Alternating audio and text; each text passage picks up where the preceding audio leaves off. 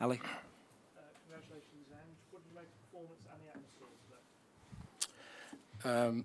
Atmosphere was incredible. Our supporters were outstanding today. Just, you know, the energy they created, you know, in the stadium right from the first whistle was just brilliant. And to be honest, I thought it helped us. In the first half, I thought we just looked a bit nervous and a bit edgy for sort of half an hour or so, and probably fortunate to still be in the game. We just, you know, giving the ball away cheaply and allowing them to sort of, you know, come at us. But at the same time, it's, you know, it's not surprising. We had, you know, a couple of 20-year-olds out there, 22-year-old, a couple of 23-year-olds. It's a really young team we're putting out there. So, but I just thought there was really encouraging signs towards the end of the first half in the last sort of 5-10 minutes, and you know, we got them in half time and just sort of settled them down a little bit. And I thought the boys were brilliant.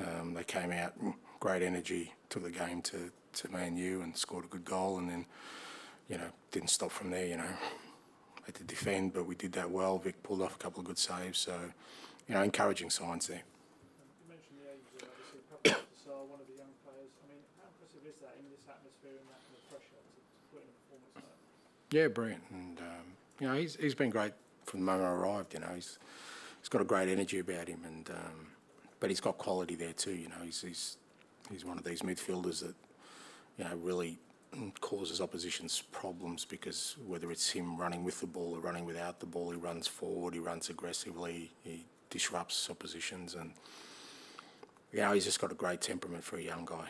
So yeah, really pleased for him. You spoke yesterday about wanting not only to win the game but also to do it with a performance. How much do you think you did the second part of that? I thought, like I said, I thought there were encouraging signs there. You know, I don't think it was a, you know, a victory on the back of, you know, a backs to the wall, you know, desperate performance. I thought, you know, there was elements of it, particularly in the second half, where we showed the kind of team we want to be, and that's what you're looking for. And you know, I'm not silly enough to think that, you know, 2 weeks into a season and you know, six or so weeks into my tenure, that we're going to be putting in complete performances. But what you want to see is, you know, some sprouts of growth in terms of the team we want to be, and I definitely saw that, and real resilience too. We had to show it in the first game, and you know, with things that sort of went against us, and today, you know, we again, you know, we could have gone into our shells in the second half, but if anything, we got more brave and more courageous in our football, and we got the rewards. Yeah, how much is that about fitness? How much is that about mentality? The fact that both games feel like Spurs have been much better side in the second half. Well, it's just sometimes the nature of the games, the way they flow. Different games. I just thought today, like I said, I thought, you know, we were just edgy in the first half. You know, we weren't doing simple things, and you know, human nature. You know, the boys were probably trying really hard to impress and probably overcomplicating the game. And once they simplified the game, and you know, there were some obvious areas there we could hurt them, then they got to grips with that and sort of, you know, committed to it in the second half.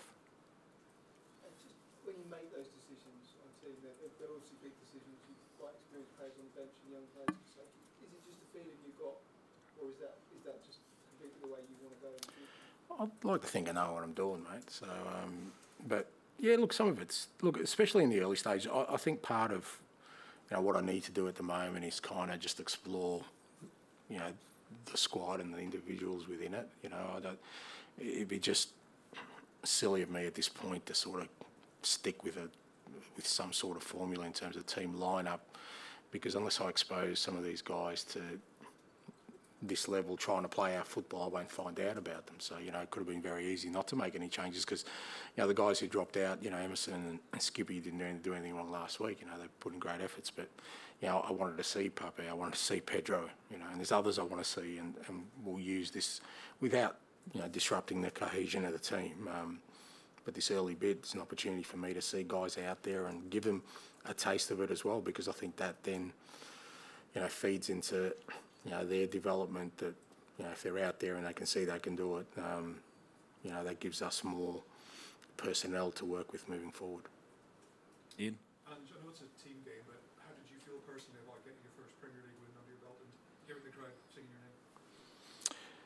Yeah, it's nice. You know, I kind of, yeah, you separate yourself from that stuff, because what's more important to me right now is that if we're going to continue to sort of go down this road, is that, you know, I said before the game that we really need an energy, particularly here at home, and it would have been a shame today that, you know, because you could tell the crowd were up for it if we were flat in our performance, and not so much, obviously you want to win, and that sort of gives everyone the joy they need, but I thought the manner in which we played, it's a great starting point. So when the final whistle goes, you kind of, you know, from my perspective, that's fantastic, fertile ground for me to keep going, you know, rather than sort of, like I said, if we had a flat performance today, it would have been hard.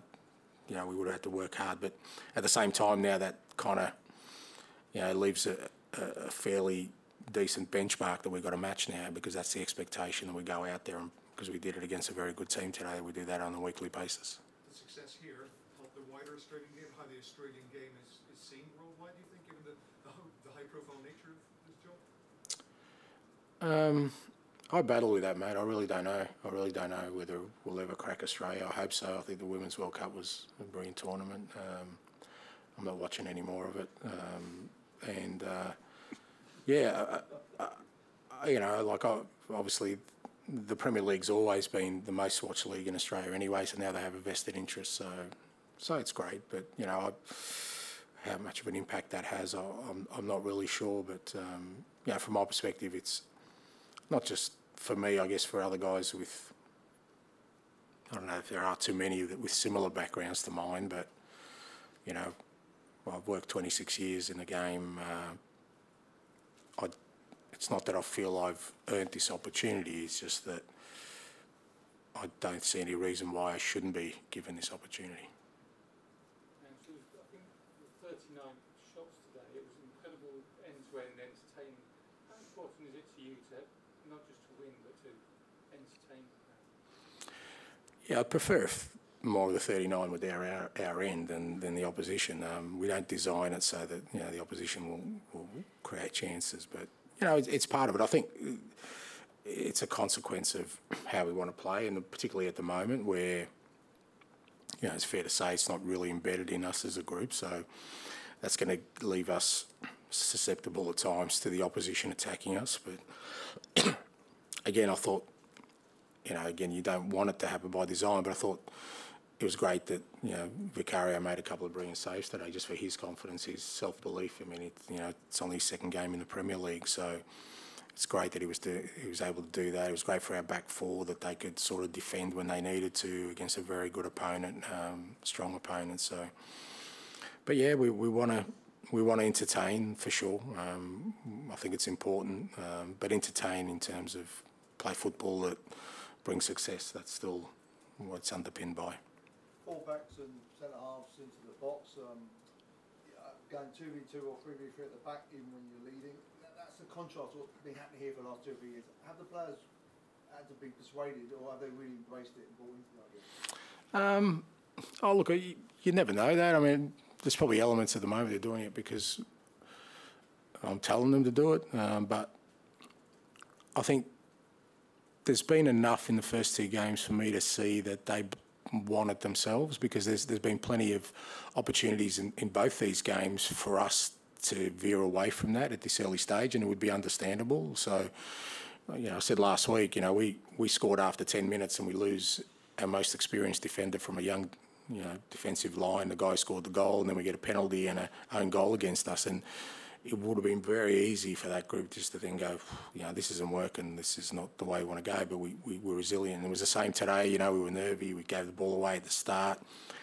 Plenty of opportunity for us to say, look, let's stop playing, let's just go long and be more direct. And as you said, even at the 2-0, you know, we didn't sit back, we still pressed the goalkeeper, we still tried to be aggressive. So that tells me that some of it is fueled by them. It's not just because I'm telling them to do it, which is great, because ultimately that's, if we're going to get to where we want to, it's got to be driven by the players. They've got to believe in it and understand it. And my role and the coach's role is to keep giving them that sort of guidance and information. Well, at the end, after you congratulate the players and seen the ref, and before you went to the fans, it just looked like you took took a moment in the centre circle to look around. What was going through your mind then?